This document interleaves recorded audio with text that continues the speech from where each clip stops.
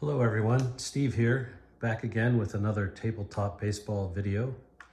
This time I'm going to be talking about History Maker Baseball, which is a game I recently became familiar with, and I find it a little interesting. It's a little different than most of the games that us gamers play, and I got somewhat intrigued by the game design, and then typical of my past, I've also got very interested in how they rate players and so on. And so I'm going to do a discussion of this game. I've got a few slides here to help guide the discussion. Hopefully you find it interesting. So the first thing I'm going to do is I'll do a very brief introduction to the game and talk about some disclaimers. I also will talk about the very basics of History Maker Baseball and how the game engine works. And then I'll talk about player qualities, which is kind of what makes this game design unique. And then I'm going to talk about the actual how-to guide that you can buy to allow you to create your own player cards. And then I'll make a brief comment at the end about game accuracy. So with that, let's get started. I'm going to assume that you have some familiarity with History Maker Baseball if you're listening to this video. There are a lot of videos out there, demos, explanations even of the ratings, and those are worth checking out, and I don't want to duplicate that here. I don't own the game, and I haven't played it. And as a result, I'm just learning about the game, and I'm creating this video to share what I've learned. I'm not really trying to solve the game or prove anything or even reverse engineer the game. There's just certain aspects of it that I am taking on faith. I am going to share my observations. They shouldn't be viewed as criticisms, and I will do my best to respect the game creators' intellectual property as it relates to the game design and the card creation. So with that, let's move on. In another video, I made a comment about the fact that there are trade-offs when you design a game, and the three big ones that I came up with are realism, complexity, and statistical accuracy, and they can influence a lot of the enjoyment of the game and so on. I would say the emphasis of History Maker Baseball is more on realism and less on pure statistical accuracy. That will be a common theme as I go through this video. Not too much complex, or not too many comments on complexity here. It has a reasonable amount of complexity, but like many games, I think as soon as you play a few games, you'll get the gameplay down pretty easily. Okay, let's talk about the game engine. So I'll show you in a minute, but on the right you see an excerpt from the game booklet. This game engine is designed around having the pitcher influence the outcome first, and then potentially that moves on to the batter, especially if the pitcher does not actually influence the outcome. And then it may again even move on to what's called the fielder column, which is really indicating the type of out and so on. And there is some fielding aspects to the game as well, and some supplemental charts. I'm not going to talk about those today. From a precision standpoint, the game uses 3 dice. As we all know, that generates 216 chances. The way you read dice in History Maker Baseball is read them low to high. So for example, if you rolled a 4, 5, and 1 in any combination of the dice, you read that 1, 4, 5, and then you go over to the chart and you look on row 1-4-5, and then that's how you resolve the play. When you read the 3 dice this way, low to high, there are 56 different combinations that can come up, and each one has one of 3 different probabilities of occurring. So I actually built a little spreadsheet to prove that to myself, which is the red, white, and blue down at the bottom here. But if it's triples like 111 or 222, that has a 1 in 216 chance of occurring, or just under 0.5% chance of occurring. If it's 2 of one die and 1 of another, that has a little less than 1.5% chance of coming up. And then if the 3 numbers are different, like the 145 I showed above, that would have 6 chances of coming up. And that works out to be about 2.8%. The way this game is designed is what makes it somewhat unique, besides the chart that you see, is that the player cards, instead of having direct results on them and specific dice rolls on the player cards, the players are assigned qualities. And I'm going to describe these in detail in a minute. But like for pitchers, they have a number of different potential pitching qualities. And then they actually have their own batting column as well. And then batters have their qualities as well. And these qualities are used to help interpret the game chart. There's one other nuance. Again, if you watch a demo, you'll understand. But certain qualities, like say a home run king, somebody might actually be a semi-home run king. And if that quality pops up, you have to roll a decider die, which has 3 dots and 3 blanks on it, which essentially gives you a 50-50 chance of that quality taking effect. So that's just another unique aspect of the game. So let's talk about the pitcher qualities. There are 3 major categories for pitchers. One is based on ERA. One is basically called power. It's for their strikeout ability. And one is control, which obviously is their likelihood to walk a batter. And then every pitcher card also has a batting column, as I said. Pitchers get a fielding rating. They can get a running rating, which is really stolen bases. And then there's something unique to the game called experience rating. As you can see, for example, for the ERA, there are several different rating ranges. It looks like maybe 10 or 12 different ratings you could come up with, which I assume influences the hit likelihood most likely. There's only 4 possible strikeout ratings that they can have, which I'll comment later, but I think that's too few. And then there's 7 possible walk ratings. So that's the pitchers. Next, we have the batters. So the batters have a few more ratings. They have a rating that's based on batting average, and they'll typically get 1 or 2 qualities out of the list that you see here. And the way these can stack up, you could end up with 17 different possibilities that a batter could have, either one of these qualities or 2 of them in some combination. And they're listed on here in the general order of best on top and least effective on the bottom.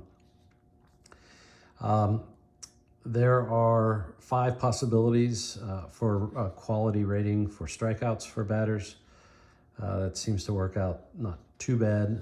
The names are somewhat intuitive. Actually, I have an error here, which we'll come back to later. The good eye and semi-good eye doesn't relate to strikeouts, but we'll catch that later. Continuing on the bottom here, there are 5 possibilities for walks, and I guess I have those messed up here as well. They can have a good eye, or they can be eager, and apologize if this slide isn't right. The most complex aspect of batter qualities relates to power. Usually a batter will get 2 power ratings, and together they form, what his capabilities are. But sometimes there's 1 also, and this obviously is around the proclivity to hit home runs, but it's also around how many doubles they hit and the relationship of the doubles to the home runs. I'll talk a little bit more about this, but when you combine them in the fashion that they recommend, you could get 12 different possibilities to customize the batter for power. As I said, walks, I don't have it listed here correctly, but walks, there are 5 possibilities for walks also.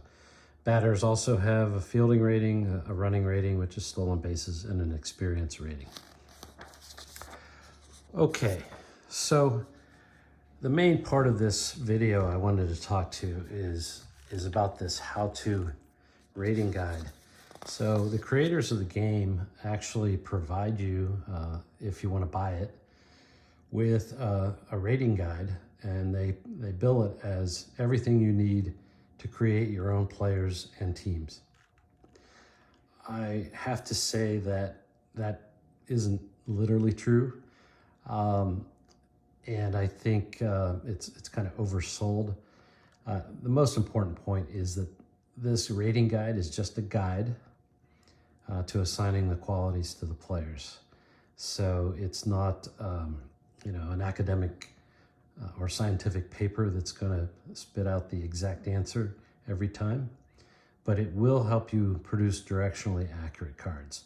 And I've proven this out because I spent a few sessions building a spreadsheet using my best interpretation of the rating guide, and I've been able to create player cards that are pretty close to the real ones. I used the 1979 Pirates free set as my benchmark, and I used that both as a test and a way to tweak my ratings. I think the other thing which the creators admit, and they admit in the how-to guide, is that the actual cards consider some subjective factors. And I know for a fact, I can't say why, but I know for a fact that these guidelines in this rating guide are not the actual formulas, but they're represented to be close or representative of the actual formulas. I think this philosophy as it relates to the rating guide is interesting. They want to be helpful to the fans of this game, but by the same token, my interpretation is that they still need to do some protection of their proprietary formulas and so on. So it's somewhat consistent with the game itself, which is not necessarily intended to be the same as like a Stratomatic or Status Pro or one of these games, or APA, which clearly statistical accuracy is the emphasis in those games. Here it's about playability, but yet a realistic game. So with that, I want to talk about this how-to guide, but maybe before that, I'll just show a better example of this this book that has the game boards in it. And there are a bunch of different charts which tend to be more words and so on and whatnot, but the core of the game are these charts where you have all 56 potential outcomes with the 3 dice, and then the 3 columns I talked about, the pitcher column, the batter column, and the fielder column. So if you rolled 1-1-1 up here in the upper left, if the pitcher is known as an ace, which means he has a low ERA, then there would be a ground out to third. If he's not an ace, then the control goes over to the batter, and then you determine whether or not he has the scrapper quality. If he does, it's a double. But otherwise, then if he doesn't have it, it's actually a home run to left field. So the whole core of the game works that way. There's a lot more nuance to it with these other symbols and so on, which are beyond the scope of this video. Okay, let's go on to the how-to guide. So the how-to guide is about 16 pages, including front and back, and I'm going to talk about it very briefly. I've covered up kind of the rating criteria because I don't want to, violate any copyright or impinge on the intellectual property. But I'll talk about these briefly. So starting with pitchers, there are these ERA based ratings or qualities, and they do a nice job here because they give you actual ranges for the ERA, and you just look up where that ERA falls for the pitcher and you assign this quality. In most cases it's just one quality, and top and bottom it could be two qualities. Then we move on to pitcher power, which is strikeouts. Interestingly, as I said, there's only 4 possibilities here. I really don't think that this accurately portrays or allows you to accurately portray a pitcher's strikeout abilities, but it is what it is. And the way they have you do it is to take strikeouts divided by innings pitched, and then based on however it falls in the categories, that's the quality you assign. Now, unlike the ERA table, which gives you specific ranges for each quality, here it's more general. So I had to do some interpolation to decide what breakpoints for the strikeout statistic was needed to make the ratings work. So apologies for the little alarm in the background. One thing I noticed is when I do my ratings for my other sims is I use plate appearances or an adjusted form of plate appearances. I think strikeouts per innings pitched get you essentially there. It's just not as scientific as what I would use. So let's move on to pitcher walks or control. Several rating categories there, or qualities. Again, that's based on walks per innings pitched and not plate appearances. The only comment I'll make there is that it's not clear. They don't say what you should do about intentional walks. Generally, when I rate players, I exclude intentional walks from the entire process and leave that up to manager discretion. I'm pretty sure, based on the players I looked at for the 1979 Pirates, that they don't make that distinction.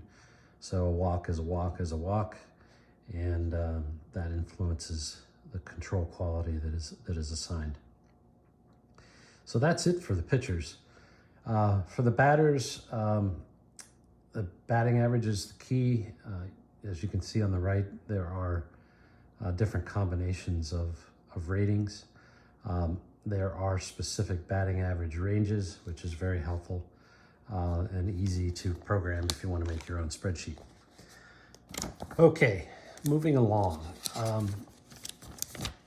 This next page on the left here talks about this power rating, and typically a player will get 1 or maybe 2 qualities assigned to him, and it's a weird combination of home runs and doubles. I did my best to write a set of multi-layered formulas to come up with the ratings, and I'd say I can match the actual cards with about 80% accuracy, and I'll just leave it at that. I would leave it to you to buy the rating guide and figure out how to do it. By the way, the rating guide I think currently sells for $15. I think if you're serious about trying to make your own cards, you really need to make that investment. I'll talk a little bit more about that in a minute. Okay, batter strikeouts. So it looks like I did have it correct on the earlier thing.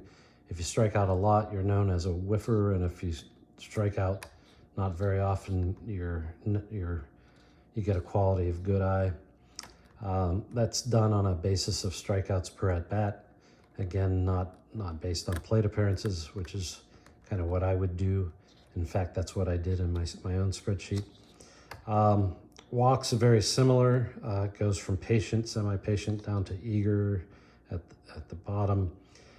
Same idea, walks per at bat is the basis.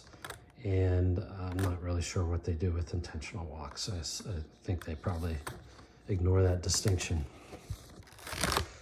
Okay, moving along to fielding. I won't spend a lot of time on this, but I will tell you, I think this is one space where there's a little bit more art than science. The basic fielding ranges are, the best are known as gold. Next is semi-gold. In the middle you have no rating at all. And then the worst is iron, and the next to the worst is semi-iron. And so 5 different possibilities.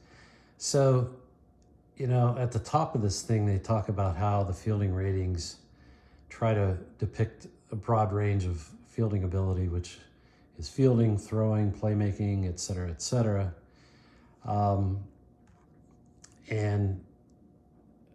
I think that's proven out on the right side here, where they have an actual table that gives you a guideline based on this statistic RTOT per year as to how to assign these ratings. But on a somewhat overarching basis, they also try to use errors, team errors for the year to determine kind of what the net balance of ratings should be.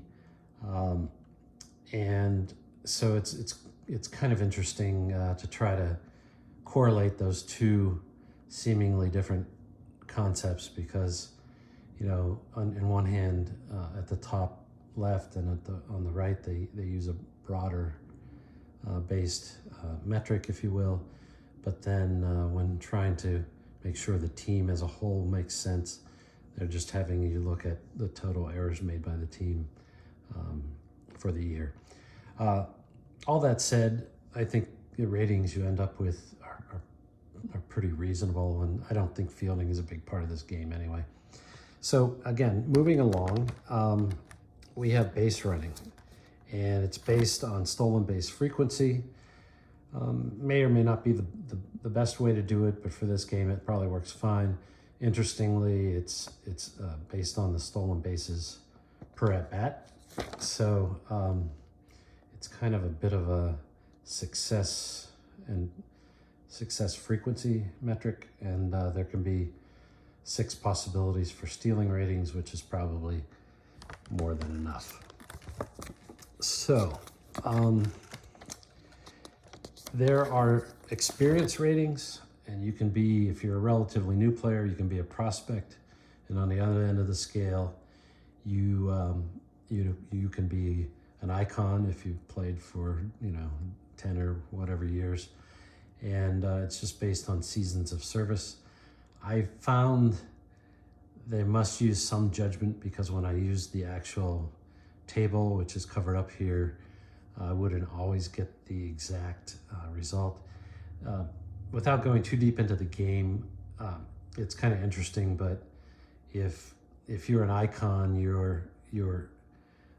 the charts are going to work in your favor in terms of batting average and ERA, and conversely, they'll go against you if you're a prospect or a semi-prospect.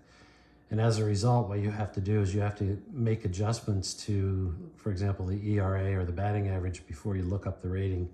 And it's the way it's written, it's kind of backwards or not obvious as to what you do. I actually learned a lot about the ratings and that adjustment in particular. I went to the Board Game Geek forum, and there is a specific discussion someone initiated in September of 2020 about this how-to guide. And I have to say that the person was a bit critical, but in the end, some good information came out, and I think it helped him develop ratings that more closely matched the original cards that he was looking at. There's also something called delta and sigma ratings. I don't want to go too deep into them, but there's an acknowledgement by the game developer that these qualities don't always produce exactly the type of player that you want. And so what they have is these delta and sigma ratings. So occasionally a player will have a delta rating on their card or a sigma rating. And if it's a delta rating, it will convert certain single results into something else. And if it's a sigma rating, it will convert certain doubles into something else. And you really have a bit of a choice what that something else is. The best example is the 1979 Pirates that I'm looking at here. Here you had Omar Marino. He has a sigma rating that's going to give him more triples. And then you had Dave Parker, who had a delta rating that gives him more doubles. So as part of my spreadsheet, you can see over here on the right, I have some things highlighted in yellow. And what you can see here, just in general, without concentrating too much on it, is Omar Marino had a higher than average, almost double the rate of triples as the league average. And conversely had a lot less doubles than what was in the league average. And then you had Dave Parker, who had a lot more doubles but a lot fewer singles, and so that's why he got those ratings, and those will convert certain results to the new result. With that, I'm going to try to wrap it up here. Just some comments on statistical accuracy. I already talked about the trade-offs for ease of play and realism and accuracy. And this game really, I think, tries to create a more realistic experience rather than a more mathematical and scientific experience. I also think if you consistently apply the ratings, you'll get the relative accuracy. A good player will be better than a not so good player. I can't really say the absolute accuracy. Even the developers say you'll be directionally close on your statistics, but realistically, no pun intended, but realistically the game design isn't really meant to be accurate in the same sense that APA and Strat and Status Pro and some other games are. So I think that's key. If you're going to look into this game, just know that up front and enjoy it for what it is. And that's why I say at the bottom here, have fun. I hope this is helpful. Please comment if you have questions or observations, or if I just said something wrong, or if you agree or disagree. You're welcome to like the video and subscribe, but your comments are what I would really be most interested in. Thanks for listening if you made it this far. Talk to you soon. Bye.